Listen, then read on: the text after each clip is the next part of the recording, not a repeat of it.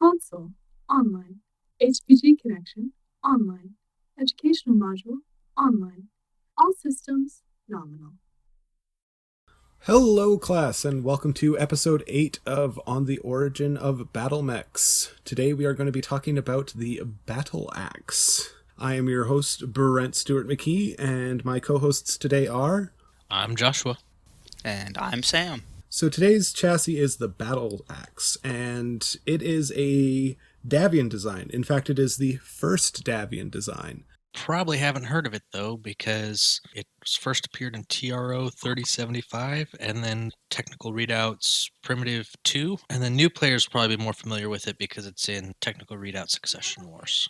So the design quirks for this guy is it is difficult to maintain, which is not a good thing for a battle mech, but it is, of course, the first homegrown design from the Federated Sons, so they're figuring out stuff as they go. In 2459, they used the salvage from a battlefield along with the plans they strong-armed from the Larians, and this mech was produced just before some significant tech breakthroughs were made, so the primitive design didn't really get a chance to shine. In this case, PPCs were too expensive to produce, and the AC-5 was, by Federated Sun standards, not enough, because even in the early days they loved their big bore ACs. This unit had several variations that did not qualify for a record sheet, i.e. the 4X. They were iterations on the prototype. The final upgrade, resulting in a finished chassis for submission, came out in 2478. Units that could not be upgraded were sent to militias or sold off to mercenaries. By the end of the reunification war, all units were scheduled to be replaced with the more common Hammer Hands or the Warhammers chassis. So this guy has the design quirk of being a prototype. He's hard to pilot, and it has poor performance. I don't know if strong arming is the right term. According to TRO 3075, it was diplomacy and money. Have you read the proliferation cycle? Not yet. Let's just say that the diplomat that went to the Suns to broker this deal came back with an aide who was not his aide, and some dirty laundry he left in the Federated Sons. Well, this is... It's interesting you mentioned the Warhammer, because this design had enough potential that the Terran hegemony said, hey, anything the Davians can do, we can do better, and built off the Battleaxe to create the Warhammer. Yes, the design is definitely not without merits. It's just very much a first draft. And as a first draft, it's interesting that they kind of went with mech that could engage at every range, something we'll see a lot more common in more modern timelines, but we don't necessarily see as much early on. Most of the mechs have either been long range or mid range almost exclusively, but this Battleaxe, the prototype 1X, has 2 large lasers, 2 LRM5s, 2 SRM6s, and 2 machine guns. So just one SRM6. Yeah, 1 SRM6. It was just 2 of everything else, so I got carried away.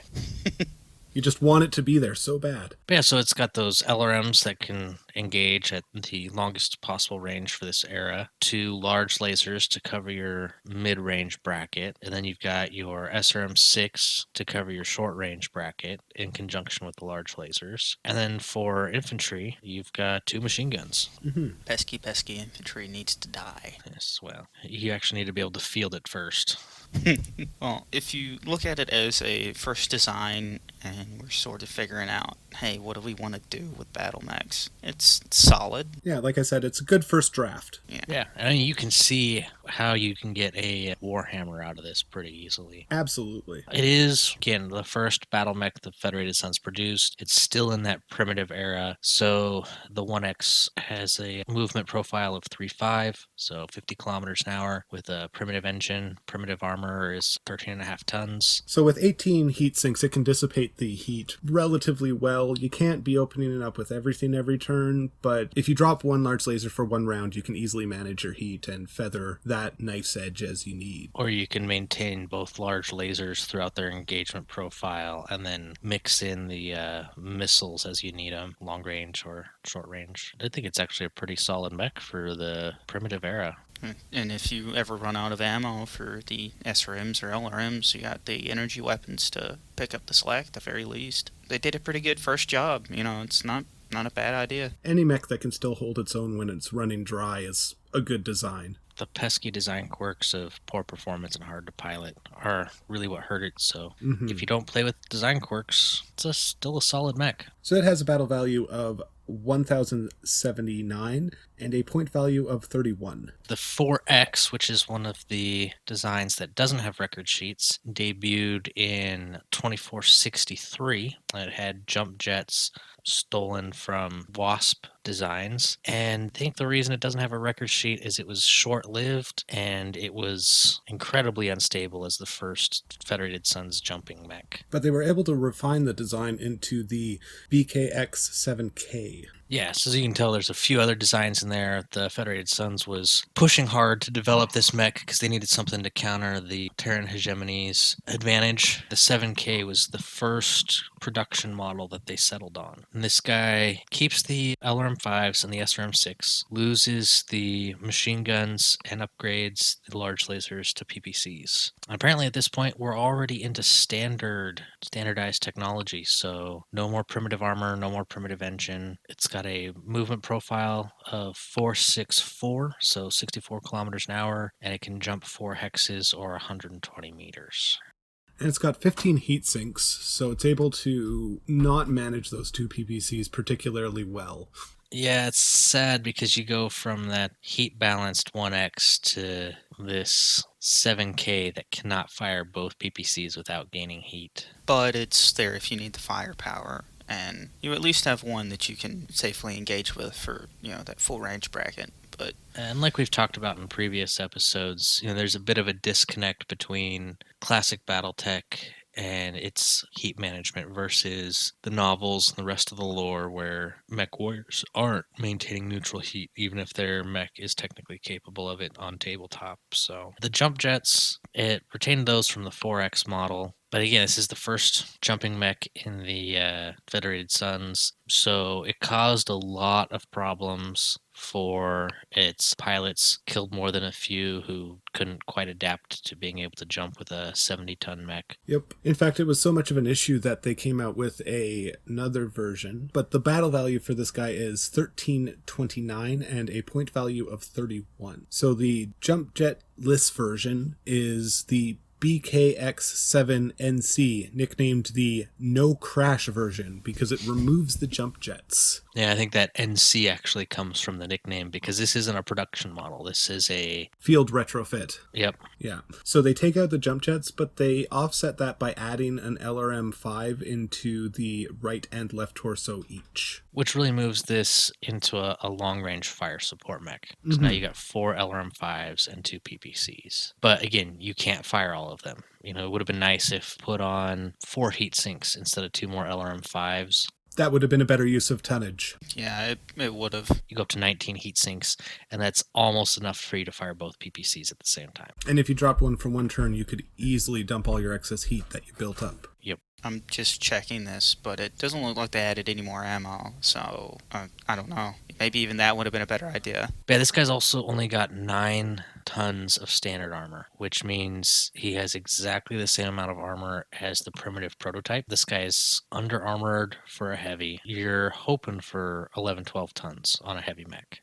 10 is kind of the minimum unless you're very much a specialist role who's not going to be engaging in heavy frontline combat. So it's under-armored, it's under-heat-sinked, or overgunned, depending on how you want to look at it. We're moving away from that really nice Warhammer here. Like we saw the potential for a Warhammer to come out of the 1X, and we lose a little bit of that here in the 7NC. It doesn't have the flair that the earlier model did. Or just the balance. As much as that one had a poor design quirk, it was a much more balanced mech. Yes. It'd be interesting to see if they'd taken that 1X and they'd just rebuilt it with non-primitive tech, what they could have done with it. One thing I do want to point out here is that top-mounted SRM-6 and the big shoulder pads. We know this is the inspiration for the Warhammer. That's in this part of the fluff. That SRM-6 mounted almost center line in a lot of the artwork really makes me think of the guillotine. I don't think it's actually mounted in the center line. To me, it looks like an armature reaching out of the back of the right torso and then it goes up. So because of the position of the camera or the perspective, it looks like it's directly behind the center torso. At a glance, but yeah, it looks like that's coming out of the right torso, not the back of the head. Yeah, and I guess if the primitive art does show it coming out of the right torso, not the back. Mm-hmm. So it's artist again. Yeah. I was just getting some heavy guillotine vibes from the 7K artwork. Oh, don't worry, we'll get there. So it just sounds like they took battle mech design for getting behind enemy lines and more of a harasser role and fixed it into maybe not long-range fire support, but more of a long-range fighting mech, because that's all you can really do with it, the way they designed it. Mm-hmm. Yeah, not a lot of versatility in the later models. Yeah, the heat curve, the armor problems just weren't up to snuff. And the Hammerhands came out as the second Federated Sons design. And that one, we'll talk about it later, but it basically swapped the PPCs for AC-10s to keep the damage profile similar. And that was really what did in the 7K, because the Hammerhands were just so much more reliable. Reliability on the battlefield is important.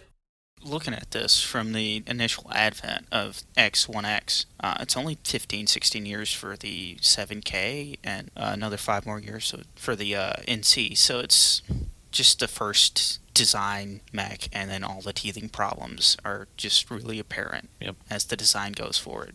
So take it as you will. So that NC, as you just pointed out, debuted as a field refit in 2480, and its battle value is 1,252, point value is 31. And then we jump almost 600 years to 3073, and we get the Battleaxe BKX 8D. What does D stand for? Davian. There we go. For those of you who recognize that 3070 time frame, the Battleaxe was resurrected as kind of retro tech for the Jihad, pushing old designs back into service. And in Archinar mechs, it's like, hey, we've got the technology, we can rebuild this into a stronger, faster, better mech. They pumped a lot of new technology that was just coming online in the late 3060s and early 3070s into the Battleaxe 8D. So it's got a light fusion engine, light ferrofibrous armor, and case.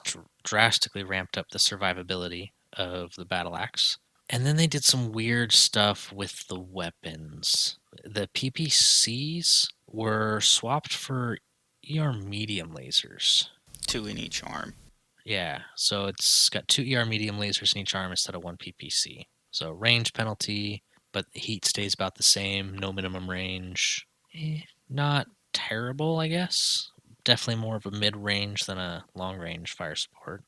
And then its missiles, its SRM-6 and 2 LRM-5s, were exchanged for 3 MML-7s. So drastically upgrading both long and short-range firepower. They gave it double heat sinks, so it can handle the heat. Doesn't look like they dropped the heat sinks at all. So somebody correct me if I'm wrong, but that should be 15 double heat sinks. That is correct. And then they added a C3 slave, and they kept the jump jets. So we're still got that 464 movement profile, much more heavily armored, C3 slave, and this is the proper use of MML-7s, guys.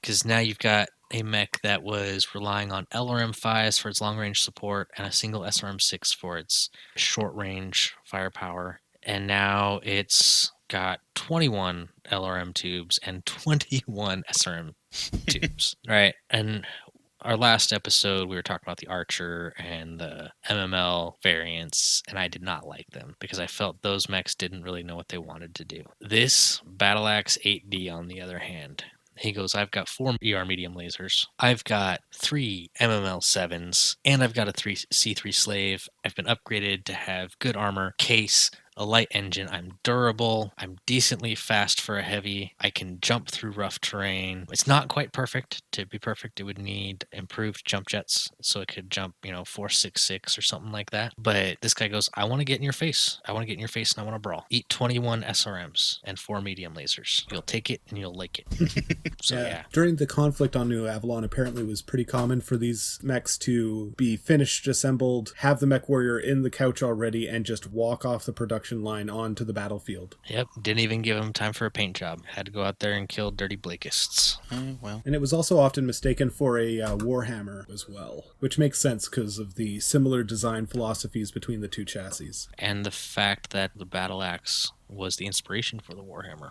Is this Lost Tech? No, technically, Lost Tech is technology that was better in the past, and the successor states lost the ability to manufacture. This is more along the lines of what they were calling retro tech, where you're taking old designs that are technically obsolete and you're modernizing them and bringing them back into modern service. Retro tech is specifically used for older technologies like rifle cannons, certain heatsink technologies. But yeah, this is that same kind of, we're taking an old design, old outdated equipment, and then we're modernizing it to put it on the battlefield in a life or death situation where our mech warriors are climbing into cockpits while armor's still being welded on and they're walking out the manufacturing line directly into combat. It's more noticeable because of how big the time jump is all. This mech debuted in Tech Readout 3075, which was kind of the Jihad tech manual, the original Jihad tech manual. And so that's where you see a lot of the retro tech, a lot of the, hey, here's old designs. And it was something I really like about the Battletech universe. They're really starting to flesh out all of the technology that kind of had to have existed, but for licensing and production reasons, had never actually been documented, and we'd just been left with the classic designs. Yeah, they're just going back and fleshing out the world a whole bunch. And, I'm happy to see it. So, just to get this straight, this was introduced for the Jihad era, right? This mech as a design. Basically what happened in the real world is all of these designs that had air quotes come out during the Star League but had never taken root or gained traction were used in the Jihad because of recovered memory cores. And they were upgraded with current day tech. And it was a way for them to basically do a data dump of new mech designs without having to fill in a backstory for everything. Lore-wise, the way that they do it, I really like the way that it was done. It's not abrasive. It fits. Mm-hmm. That's one of the advantages we have coming into this later than a lot of the hardcore fans, because I didn't get into the Battletech lore until about 10 years ago when all of this stuff was, like 3075 was brand new, and we don't have that sentimental attachment to the way things were back in 1986 or 1990, because I know there's a lot of people who did find this kind of, hey, look, these mechs always existed, you just didn't know about them, to be abrasive. And I can understand it, because it's kind of like, well, why didn't we know they were here? But at the same time, it was, well, they had to have existed. You don't just go from no mech industry to fully formed battle mech industry without some intermediate step, some, dare I say, evolution. Mm-hmm. Of the technology. Well, I mean, we could look at the car manufacturing industry. It had a lot of growing pains and a lot of stuff that it committed to that ended up not working and just being cast aside eventually. Tanks in the real world, and think of all the designs for tanks in World War II on everyone's plate. There's the big ones, like Tigers and Panzers. There's the Sherman, and then you have the T-34. But what about all the weird designs that are in between that? Or even better, think about everyone forgets about the Korean War. We were using Pershings and not Shermans in the Korean War. I'm pretty sure there's a real world equivalent. That's what I'm trying to get to. Yeah, there's the bizarre post-World War II period where people are saying, weapon technology's outpacing armor and armor will never catch back up, so we're going to make things like the AMX-13 that has armor that will stop a machine gun but nothing else, but it goes really, really fast for a tank. Yeah, all sorts of little dead-end technologies. So the battle value for this guy is going to be 1592 with a point value of 42. For notable pilots, I have Lieutenant Timothy McAuliffe, leader of the forces that protected the evacuation on Robinson from the Draconis Combine. He was retired but not called up during the initial landing, but when the campaign started to turn in the Dragon's favor, he organized a ad hoc reinforcement contingent that helped protect the civilian evacuation, and he died during the fighting when, during a jump, one of his legs was shot out from under him, resulting in a fatal impact. And even back then, the mechs were considered archaic and completely outdated, so... I'm assuming this is the battle for Robinson during the Second Succession War? That is correct, yes. Yeah, so you gotta remember the no crash. Well, this is the 7K, so the 7K came out in 2475. The Star League fell in 2750, and then Second Succession War isn't for, another 100 years after that, give or take. So these battle axes are museum pieces already. They've been obsolete for 200-300 years. And not just obsolete in the way that the Battletech universe has mechs that operate for 300-400 years and get repatched and repaired. No, these designs were obsolete and phased out and considered terrible. Well, I mean, give it 600 years, people get used to jumping around in heavy mechs, so... There'll be some innovations and refinements over that amount of time. Like, there's some amount of AI running everything as well, so... I mean, 600 years is a long time. Well, you would think, but no. No. The fact that society stagnated during the succession wars, that will trade off. I forget myself. I was thinking more towards the AI comment. AI is really only something that has entered the Battletech universe recently, except for historical footnotes of like defense platforms the Star League used. Orbiting Terra, yeah. The Caspar systems. And I guess what I meant is there's some amount of computer control of like the gyroscope and everything to keep automation and design philosophies that make everything align. It's another one of those weird Battletech, I don't know if it could be actually called an anachronism, where you've got these neuro helmets that are integrated with your computer systems on your battle mech and the gyro, and they have to be incredibly advanced technology, right? You're scanning someone's brain with enough precision to use it to interpret up and down, so the gyroscope knows which way to point to keep the mech upright. But at the same time, you're low enough tech that you don't have an AI that helps monitor that and integrate the responses more smoothly. Absolutely, but remember, this universe was created before the internet. Yeah, and I get that. There's a certain amount of like, okay, things went this way and we should shunt that into the timeline. Yeah, but I'm not even talking about, it's the fallen future of the 1980s, right? And so we know we took a different timeline. But I'm not even talking about that. I'm talking like you have this setting that everybody presents as this dark, regressed, technologically barren setting. But then you have jump ships and battle mechs and all of this stuff that requires a level of high technology that probably wouldn't be out of place in something like Star Trek, like neuro helmets. But it's just this really weird dichotomy that's can be very difficult at times to integrate. Yeah, that's fair, but Space Wizards did it. Space Wizards did it. That draws the question for me is like, these neuro helmets, how hard are they to actually keep up and running? My understanding is the helmet itself doesn't have most of the hardware. It's basically just the receptors, and it hooks up into the computer in your mech. But if that connection is damaged, that's a big problem, which is why you have some helmets in the source materials that are just giant, buckets. But then in the fiction, you have some mech warriors who just have... like a skull cap. They have sensors that they stick onto the side of their head and then put on a literal helmet to make sure they keep it in place and make sure they don't smoke their head on something. Okay. It's that weird dichotomy of how advanced and how not advanced is this. Yeah. Like, it's got to be really advanced in order to function in the way it needs to function. But at the same time, the way it's presented and the ability to manufacture it can't be too terribly advanced.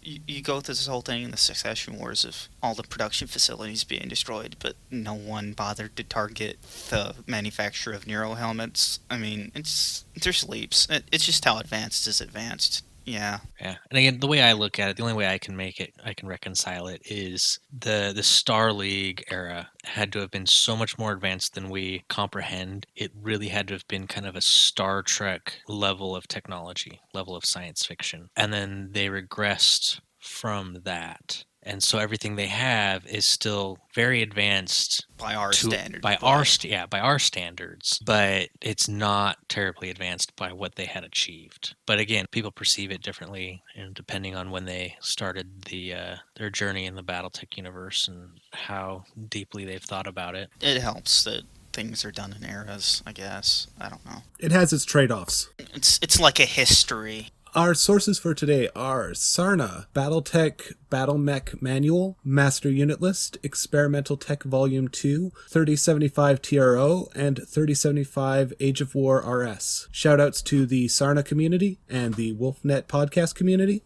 We are supported by our Patreons at patreon.com/on the Origin of Battlemechs. Our social media on Twitter is at Origin of Mechs. We also have a dedicated channel on the Everything Battletech Discord. Feel free to stop by and say hi. If you have any questions, requests for topics, or wish to contact us, our email is ontheoriginofbattlemechs@gmail.com. If you enjoy the show, I encourage you to let your friends know about us and to leave a review. Special thanks to my friend Laura for the intro and outro. Class dismissed. Everybody have a great day. Peace out, Mech Warriors. Yeah, thanks for tuning in, everybody. Module complete. System standby. Would you like to load the next module? Okay, I'm an American by trade, so it hurts me to have to use non-moon landing units.